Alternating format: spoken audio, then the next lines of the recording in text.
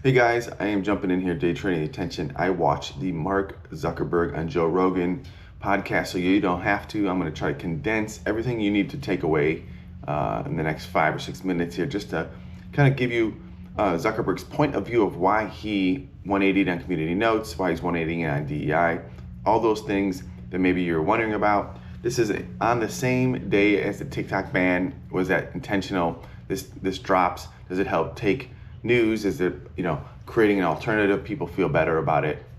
Who knows? I've been on TikTok all week. It's pretty insane. I have 800,000 followers myself on TikTok. I'm seeing all of my favorite influencers doing goodbye videos or goodbye videos or strategies to basically F you Meta, F you the government. It's pretty crazy. I've never seen anything like this. When Vine shut down, I think we were all sad, but we had kind of known it was dying based on really just lack of investment. The creators had all moved to Instagram at the time. What's going on? But TikTok is a truly special place, so it's pretty crappy that it's going away at the end of the day. So let's jump into kind of what Zuckerberg says. We'll kind of get back and dovetail into a lot of this stuff. But Zuckerberg basically starts to anchor this whole thing in basically learnings over time. And I think being a guy who's on MySpace and then moved to Facebook in 2008, 2007, 2008, really when it started, you saw the evolution of it, right? Millennials and Gen X were the first people on Facebook, and over time, the platform changed a ton. And he says, as you get into the 2016 election and really the maturing of social media is happening, the phone's happening all at the same time, and then you're getting your first real election. 2012 might have been the first social media election, but then you get 2016 where you have a really polarizing candidate in Trump. You have the machine kind of really going after him, all the news, right? This is like, we don't know if it's a joke, we don't know if it's real. No one thought he would win.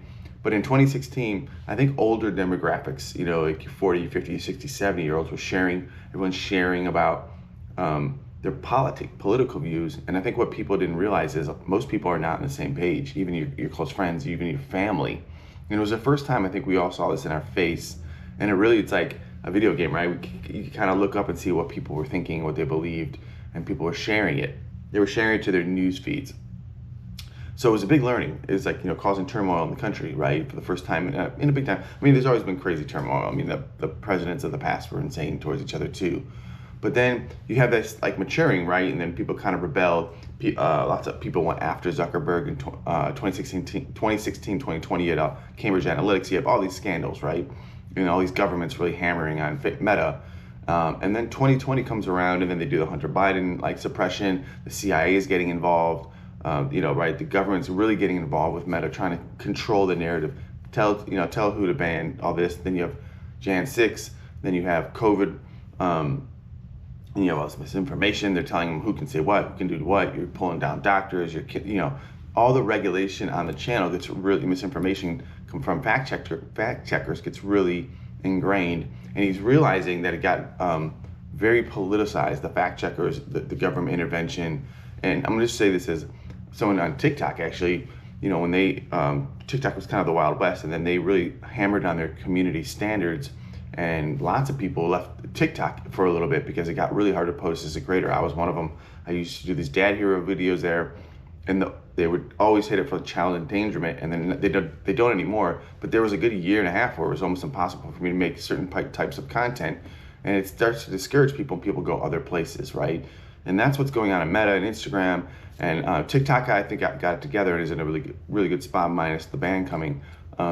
But Meta and a lot of the other channels, they try to say as neutral as possible, and really, I think it was bend the knee to the government more than anything. And so he's saying, and obviously Trump's coming in too, that this is the time to change, right? At the end of the time, this is the time to do it. It's time to go back to let's let the people say, let's let more creators go. And I think out of this wake, you had lots of fringe, right? You had fringe social networks trying to capture where people were being censored, right? You had Blue Sky for the left. You have a True Social Network. You have I can't think of the video one right now, and a bunch of other ones, right? Past Social, all this stuff. And I jump on all of them just to see if there's anything there. Not a lot going on, but at the end of the day, you start to lose share, right? You get people going on. You got less people probably using Facebook, Instagram, sort of through all of this wash. sticks around it and is okay. But so basically, he's saying he learned and he realized that community notes is a better way to do this. I think there's a lot for Meta at stake. One, I think he's trying to obviously win over the new administration. This possibly could be a hedge with the TikTok stuff going on. But they ultimately don't want to be arbiters of the truth. They'd rather let the people deal with that, and they'll focus on the illegal activities where they want to spend their energy, drugs, terrorism, that kind of stuff, where they can alert the government. But they don't want to be. They want to err in the United States on the idea of free speech. Let the people talk, right? And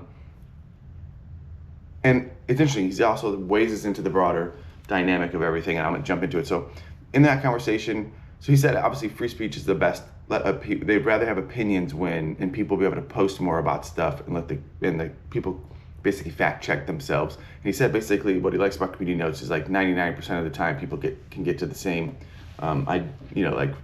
consensus on the fact check. It's a better policy than having what he was saying is a very political aspect to the fact checking. So fact checkers ended up leaning left, which is why they're moving the remainder of that to Texas. That also is probably a political play. They're adding Dana White. We'll get into that. Lastly, as we're having this conversation, Joe Rogan kind of pokes fun at him. There's a clip going famous now when he's like, basically COVID killed mainstream media because no one has any trust in it anymore. 2, 3, 4 years later, we're realizing most of the stuff they said was bullshit. Obviously, in hindsight, 2020, right? Some of the stuff in 2020 was probably pretty pertinent coming into 2021, where we're all still really dealing with this. But every state dealt with it differently.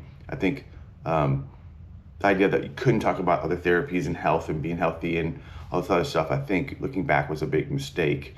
And people completely were like over the CNN, Fox, all these things, which is probably great. And they gravitated to what they both were talking about was the new mainstream, which is podcast, where you share facts. Mark Zuckerberg said he joked about like being crucified anytime he did a media appearance, but now that he can go on like a Joe Rogan or a different podcast, he can talk and people can really get to see him.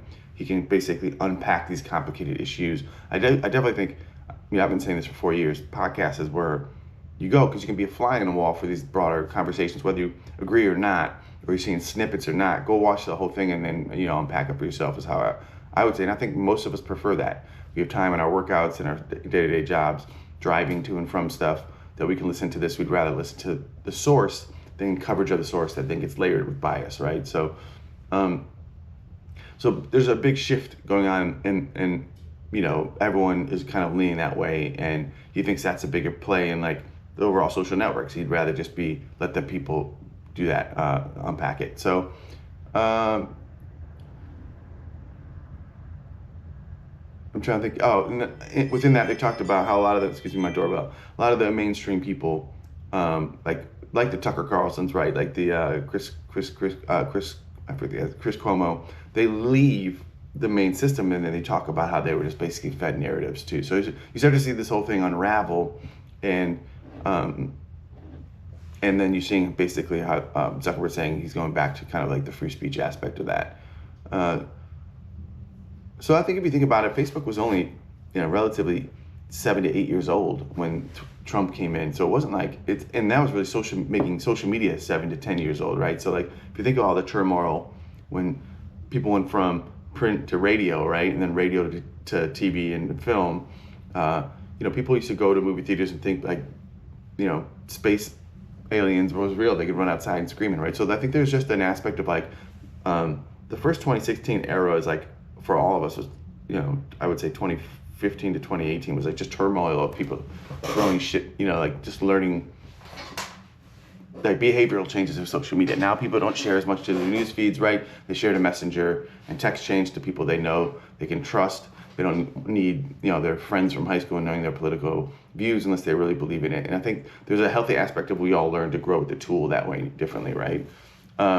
So these are interesting. And again, he said these are complex issues. He'd rather unpack them on podcasts than try to go to like mainstream media and talk about it, which is valid. He said he's grown. He's been on a journey, right?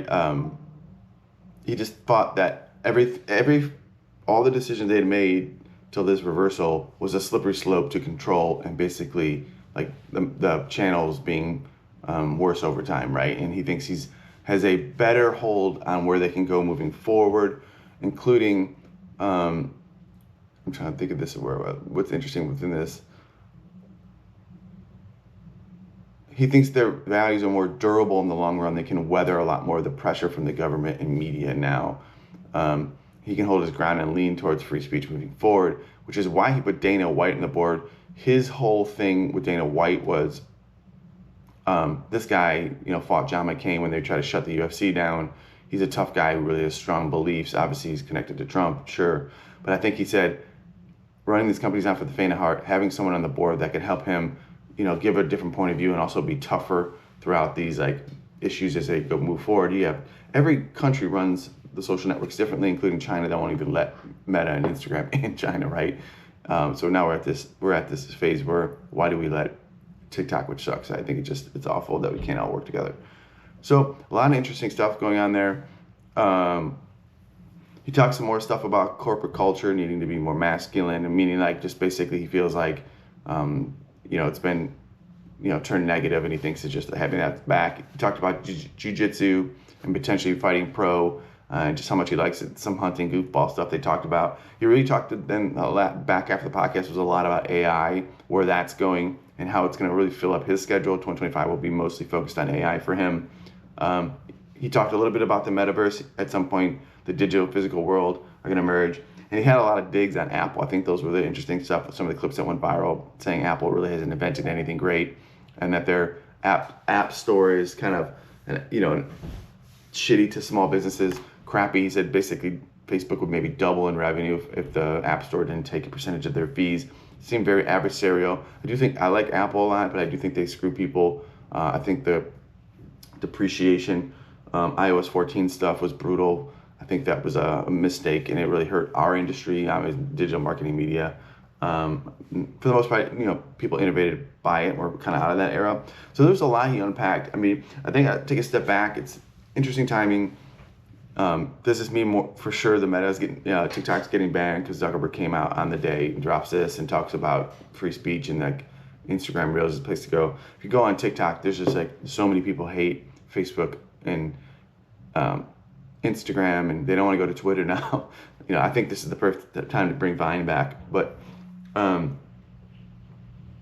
O'Leary jumps in saying he's going to try to purchase TikTok without the algorithm, which people then think it's going to be junky and shitty.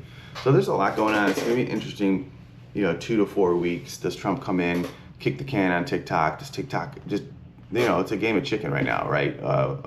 With TikTok and the government. So we'll see. I will keep you posted. I don't really want to speculate on if it gets kicked the can by Trump. I genuinely believe some of the stuff from Zuckerberg.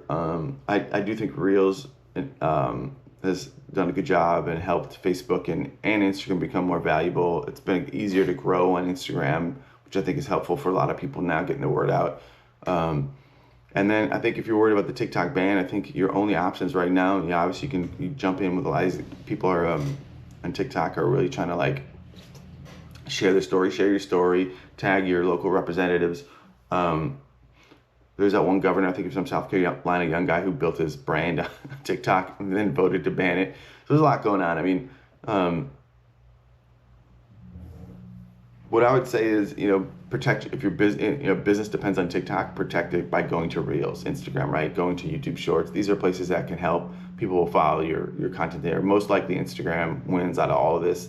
I know it sucks for people who hate Zucks, unless there's a third-party app, which I'm on all of them, and I don't see, any of them really working that well right now. But Blue Sky doesn't do video well. I actually love Twitter still. I hate that, people don't like it. I think it's a mistake. But that's all I got. That's the whole summary. A lot going on. This is going to be a crazy week. I will be uploading probably a couple more videos. But I hope that helps. Again, trying to keep this straight down the pipeline in terms of just more facts and kind of thoughts, recapping what's going on here. Follow me on different sites. I am on Instagram, Facebook, YouTube, all the good stuff. And I will talk to you later. Peace.